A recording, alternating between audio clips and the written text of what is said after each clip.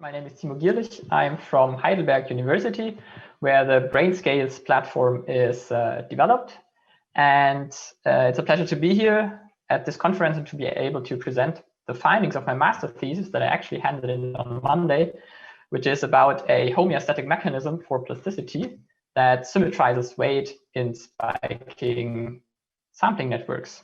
Okay, so all physical substrates, such as biological tissue or analog neuromorphic hardware, is subject to parameter variations. For instance, if you look at this picture of neurons, we see that all these neurons, they vary in their size and their shape, or on an analog chip, you have all these circuits being different from one another due to inaccuracies in the manufacturing process. And therefore, all neurons and synapses will behave, vary slightly in their behavior. So, but what if we have a model that needs, for instance, these reciprocal weights over here to have a certain ratio to one another? How can we establish that? And usually, if we employ like a Hebbian learning rule for training, then this discrepancy might even increase, or in the best case, if we use like wake sleep learning and contrastive divergence, it will stay the same, as I will show you later on. So that is a very general question, and I'm going to talk about this. So in my work, I use a model of Bayesian inference in the brain that is based on sampling with spikes. So sampling is a very interesting phenomenon that can explain certain characteristics, for instance, of perception.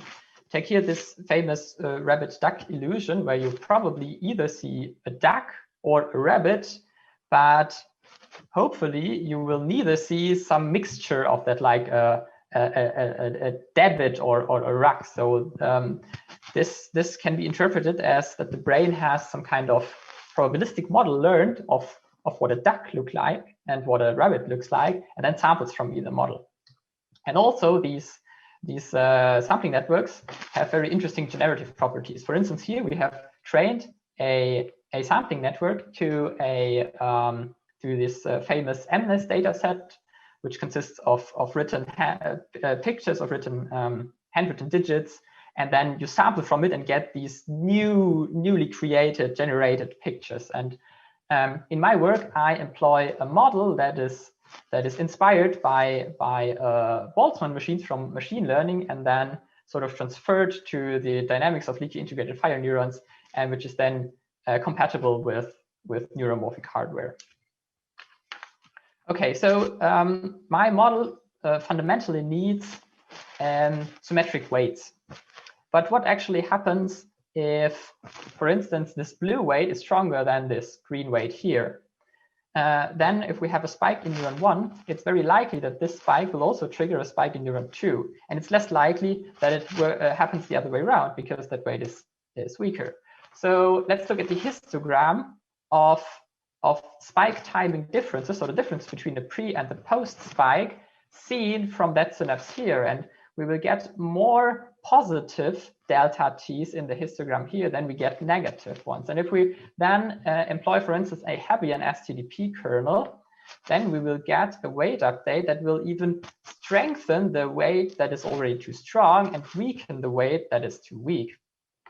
So basically what we want to do is just the opposite, right? So we take an anti-Hebbian STDP kernel, which then counts this part negative and this part positive. And in the end, we will get an update that will make the too strong weight weaker and the too weak weight stronger. Okay, so now I'm going to show you some results. So I simulated a very simple two-neuron network like this, where each neuron receives an individual bias firing rate. So we can view this as a cutout from for instance, a larger network where the biases represent all the inputs coming from the surrounding. And then I simulated the spike traits for all combinations of weights and plotted the weight updates here with these arrows. And the red line shows basically where the algorithm would converge to. And we see but actually we would want that this red line lies here straight on the diagonal. But actually what we get is a band here for positive weight. So that was really interesting and really astonishing. And then because we completely did not expect that behavior and we did not understand. And then I did a lot of research. And finally, I found out that that it's not the neuron model itself, but rather the PSP shape of the synapses that plays an important role in this behavior. And also I found out that when you optimize the STDP kernel shape, you can reduce this band. But unfortunately, I do not have enough time to go into details here. So if you're interested in that topic, you're welcome to join me tomorrow in the poster session.